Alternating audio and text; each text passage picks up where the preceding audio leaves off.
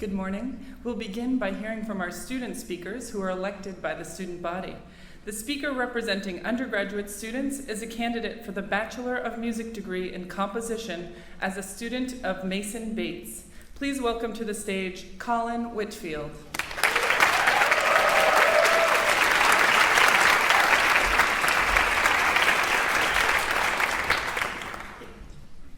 President Stull, Provost and Dean Sheeran, Board of Trustees, faculty, staff, friends and family in the audience, and the graduating class of 2016, thank you all for gathering here on this momentous day of celebration. Before I begin, I would like to take a moment to quell any suspicions that Michael and I have rigged the commencement election system. For those of you who don't know, Michael Rosen, the other speaker today, and myself are roommates.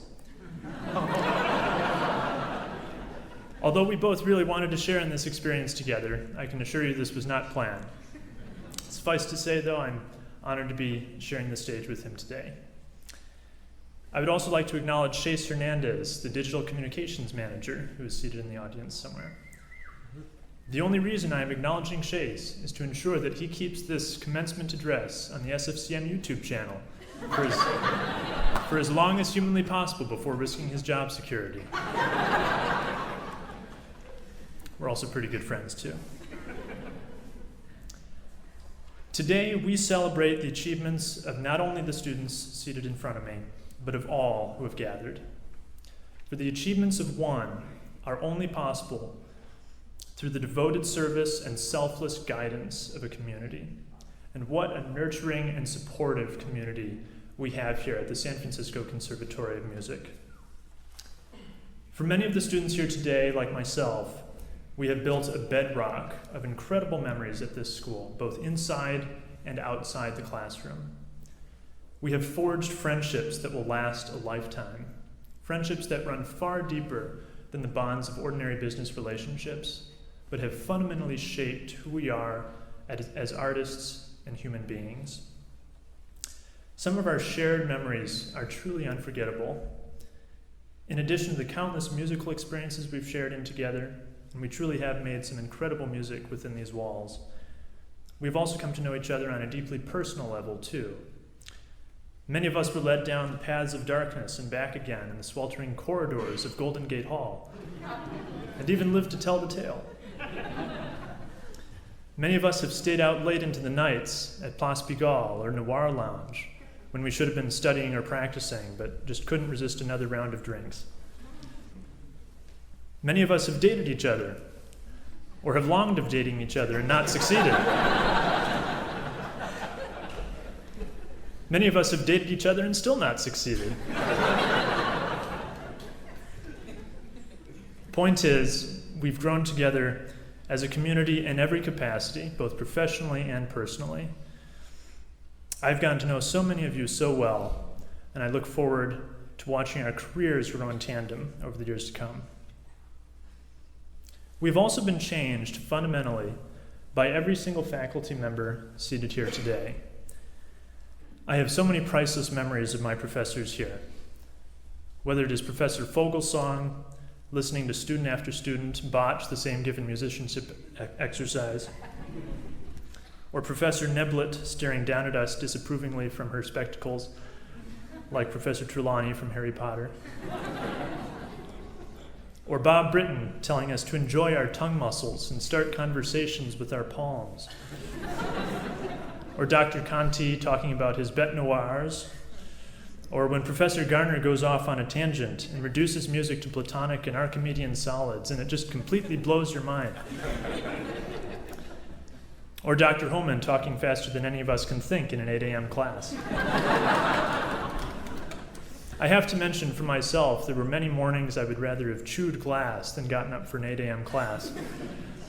But I always did, and Dr. Homan always made the journey here well worth it. We owe so much to the entire faculty. On behalf of all the students, let me extend a sincere thanks to each and every one of you.